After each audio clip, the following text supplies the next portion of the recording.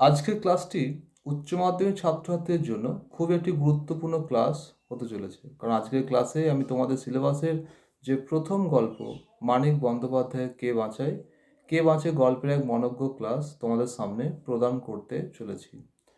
তো ক্লাসে যাওয়ার আগে প্রথমেই বলবো যে ক্লাসটিকে শেষ পর্যন্ত শোনার জন্য। আর যদি কোনো অভিযোগ থাকে তাহলে অবশ্যই তোমরা কমেন্ট বক্স থেকে কমেন্ট করে জানাতে পারো। আর ক্লাসটিকে সত্যিই ভালো লেগে থাকলে লাইক, শেয়ার এবং সাবস্ক্রাইব করে দিও।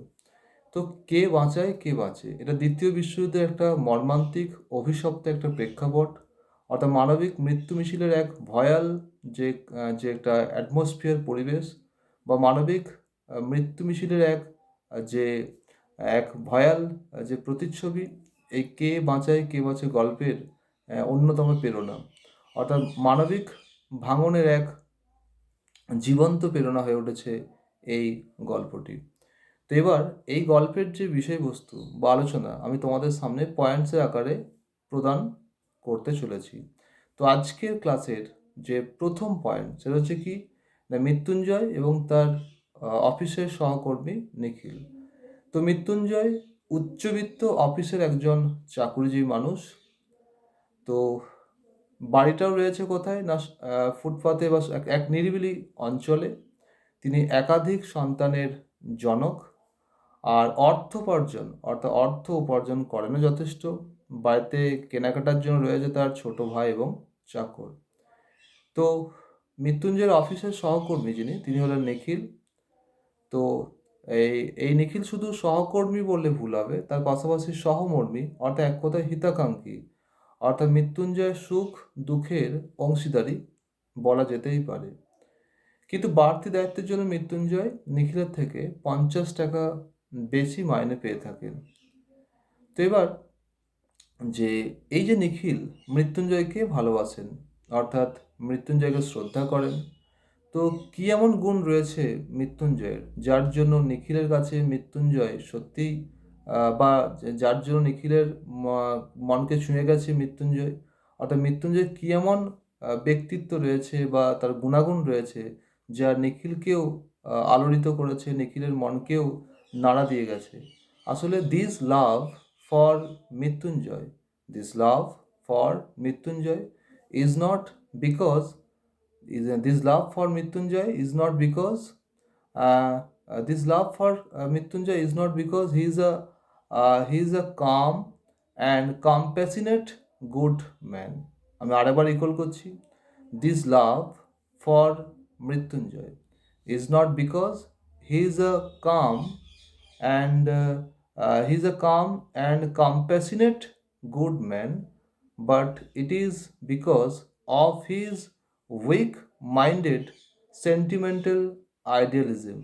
অর্থাৎ মৃত্যুঞ্জয় শুধুমাত্র শান্ত, দরদি, ভালো মানুষ বলেই নয়, তার পাশাপাশি দুর্বল চিত্ত, ভাবপ্রবণ আদর্শবাদিতার জন্য নিখিল মৃত্যুঞ্জয়কে অনেক অনেক শ্রদ্ধা এবং ভালোবাসে। হয়তো তার ঈর্ষাও হয়ে থাকে, কারণ মৃত্যুঞ্জয়ের এই গুণাগুণ নিখিলকে ঈর্ষান্বিত করতে বাধ্য করেছে, কিন্তু ঈর্ষার পাশাপাশি আবার ভালোবাসার একটা জাগরণও কিন্তু দেখা গেছে তার মানসিকতায়।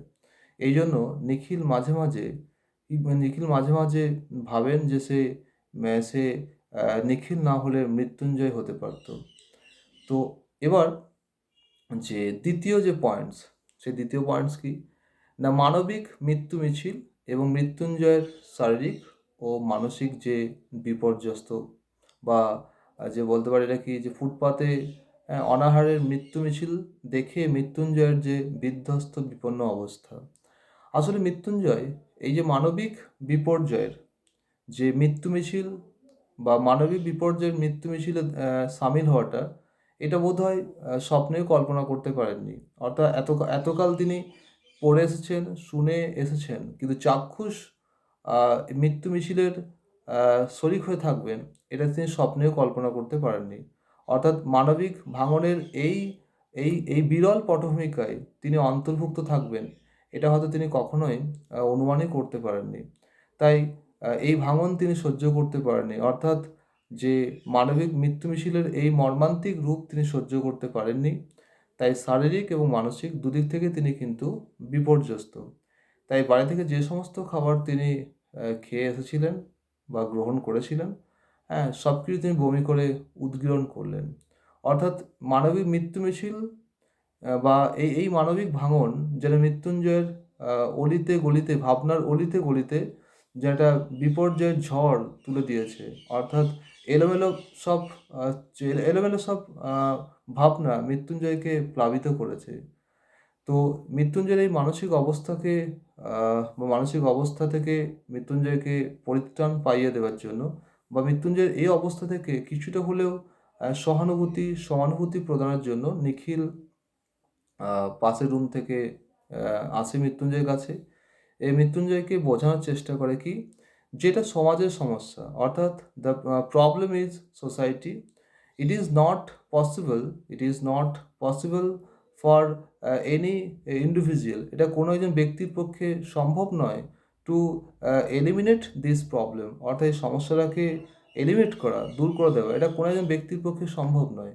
কিন্তু মৃত্যুঞ্জয় এই সমস্যার জন্য সে নিজেকেই দায়ী করতে থাকে। অর্থাৎ মৃত্যুঞ্জয় কত ফিলস হিমসেলফ রেসপন্সিবল, নিজেকে দায়িত্ব নিজেকে দায়িত্ব মানে এই মৃত্যুর জন্য নিজেকে দায়ী করতে থাকে। কিসের জন্য না, for the death of starvation, অর্থাৎ এই অনাহারে মৃত্যুর জন্য নিজেকে দায়ী মনে করতে থাকে। শুধু দায়ী নয়, তার পাশাপাশি কি he should atone for this, সে তার জন্য প্রায়শ্চিত্তও করতে চেয়েছে। তো মৃত্যুঞ্জয়ের এই বিমর্ষ বিধ্বস্ত অবস্থা দেখে কি হয় না, নিখিলের দুঃখ হয়। তাই নিখিল স হিজ ফ্রেন্ড, নিখিল তার বন্ধুর দিকে তাকিয়ে থাকে উইথ টেন্ডার হার্টস, টেন্ডার আইস, অর্থাৎ সজের দরদ ভরা চোখে, দরদ ভরা কি অত ভাবনা নিয়ে। হার্ট অ্যান্ড পেইন, অর্থাৎ আঘাত এবং এখানে যন্ত্রণা, by his his circumstances, his যে সার্কামস্টেন্স অবস্থা, হিজ কন্ডিশন, তার অবস্থা দেখে নিখিলের সত্যিই করুণা হয়। তো আজকের ক্লাসে এটুকুই, আবার দেখা হচ্ছে আগামী ক্লাসে। তো যদি ক্লাসটি সত্যিই তোমাদেরকে উজ্জীবিত বা উদ্দীপ্ত করে থাকে তাহলে অবশ্যই লাইক, শেয়ার এবং সাবস্ক্রাইব করে দিও। ভালো থাকবে সবাই।